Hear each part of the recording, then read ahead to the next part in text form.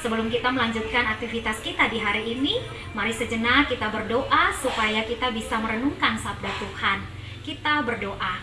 Tuhan, Engkaulah pemilik dan pengendali hidup kami. Sebelum kami lebih jauh melakukan aktivitas di hari ini, kami membutuhkan sabdamu sebagai pedoman bagi kami supaya kami bisa menikmati hari-hari hidup kami dengan hal-hal yang baik. Bersabdalah bagi kami, lalu tolonglah kami supaya kami bisa menjadi pelaku setia dari sabdamu. Amin. Ibu bapak dan anak-anak, bacaan Alkitab kita di hari ini diambil dari Markus pasal 6 ayat pertama sampai dengan ke-6 bagian A. Lembaga Alkitab Indonesia memberi judul Yesus ditolak di Nazaret.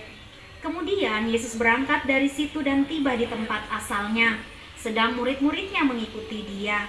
Pada hari Sabat, ia mulai mengajar di rumah ibadat, dan jemaat yang besar takjub ketika mendengar dia, dan mereka berkata, "Dari mana diperolehnya semuanya itu? Hikmat apa pulakah yang diberikan kepadanya? Dan mujizat-mujizat yang demikian bagaimanakah dapat diadakan oleh tangannya? Bukankah ia ini tukang kayu, anak Maria, saudara Yakobus, Yoses, Yudas, dan Simon? Dan bukankah saudara-saudaranya yang perempuan ada bersama kita?" Lalu mereka kecewa dan menolak dia. Maka Yesus berkata kepada mereka, "Seorang nabi dihormati di mana-mana kecuali di tempat asalnya sendiri, di antara kaum keluarganya dan di rumahnya. Ia tidak dapat mengadakan satu mujizat pun di sana, kecuali menyembuhkan beberapa orang sakit dengan meletakkan tangannya atas mereka." Ia merasa heran atas ketidakpercayaan mereka. Demikianlah bacaan Alkitab bagi kita. Terpujilah Kristus. Haleluya. Ibu bapa dan anak-anak yang dikasihi Tuhan, dalam hidup ini kita banyak kali berharap supaya Tuhan mendatangkan mujizat atau keajaibannya bagi kita. Kita berharap agar sakit kronis yang kita alami bisa sembuh, keluarga kita yang retak bisa berdamai lagi, usaha kita yang bangkrut bisa bangkit lagi, masalah-masalah kita yang berat bisa ada solusinya, pandemi COVID-19 bisa teratasi dengan baik, serta harapan-harapan yang lainnya. Bapak, Ibu, dan adik-adik, bacaan kita tadi menceritakan bahwa Yesus tidak bisa mengadakan satu mujizat pun di Nazaret. Itu terjadi karena Yesus ditolak oleh penduduk Nazaret.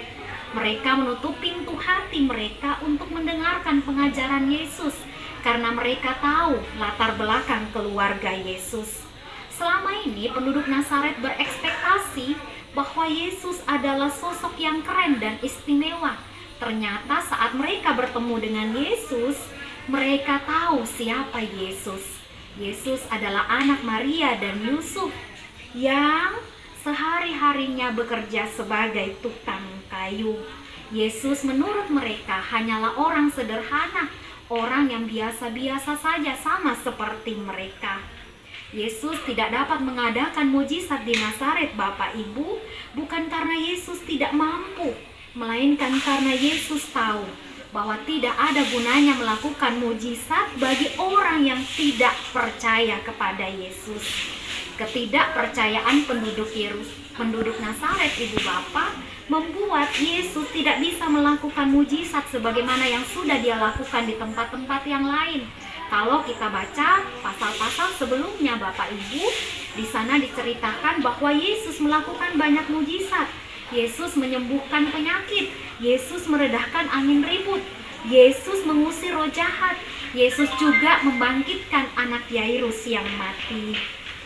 Ibu bapak yang terkasih di dalam Kristus, karena kesombongan hati penduduk Nazaret, maka Yesus tidak berkenan untuk mengadakan mujizat bagi mereka.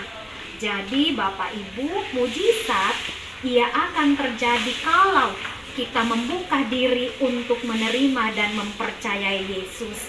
Iman dan mujizat harusnya berjalan beriringan. Karena meskipun Tuhan pada dirinya sendiri bisa melakukan banyak karya ajaib, namun kita sebagai penerima mujizat atau keajaiban perlu membuka hati selebar-lebarnya untuk percaya pada apa yang akan dinyatakan Tuhan bagi kita. Jika kita menolak Tuhan, jika kita menolak untuk mendengar ajaran-ajaran Tuhan, serta menolak orang-orang yang diutus Tuhan untuk mengajar kita, maka karya-karya ajaib Tuhan yang akan dianugerahkan bagi kita tidak bisa kita lihat, tidak bisa kita dengar, tidak bisa kita rasakan, dan tidak bisa kita nikmati. Kalau kita tidak mau percaya kepada Tuhan, maka mata dan hati kita tidak akan bisa menyaksikan besarnya perubahan-perubahan ajaib yang akan Tuhan izinkan terjadi dalam hidup ini. Hampir setiap hari kita berharap dan menantikan mujizat atau keajaiban dari Tuhan. Setiap hari kita bermohon dan berharap supaya Tuhan mau menjawab pergumulan-pergumulan kita. Kita berharap supaya Tuhan mau turun tangan menolong kita mengatasi segala persoalan dan pergumulan hidup kita, supaya kita bisa melihat dan merasakan betapa ajaibnya Tuhan dalam hidup ini. Maka marilah kita merendahkan hati di hadapan Tuhan. Marilah kita menunduk dan mengaku bahwa memang kita benar-benar membutuhkan pertolongan Tuhan. Kita tidak bisa hidup tanpa dikendalikan oleh kuasa Tuhan. Kalau kita percaya pada Tuhan, ibu bapak, itu adalah mujizat yang seharusnya kita perjuangkan dan kita syukuri setiap hari. Selamat berjuang untuk terus mencari dan mendekatkan diri kepada Tuhan, ibu bapak. Dengan dekat kepada Tuhan, kita terus merasa tenang walaupun masalah datang silih berganti. Roh Kudus menolong dan menopang kita semua. Amin. Mari kita satu di dalam doa, kita berdoa. Ya Kristus yang Maha Pengasih, terima kasih untuk sabdamu yang mengingatkan kami betapa pentingnya kami hidup di dalam Engkau. Ampunilah kami jika selama ini kami telah bersikap sombong, kami menganggap diri kami hebat dan kami tidak membutuhkan Tuhan. Biarlah dengan sabdamu di hari ini kami semakin diyakinkan bahwa hidup kami sepenuhnya bergantung kepadamu. Inilah seruan doa kami Tuhan. Demi Yesus penyelamat dan sumber berkat, kami bermohon. Amin.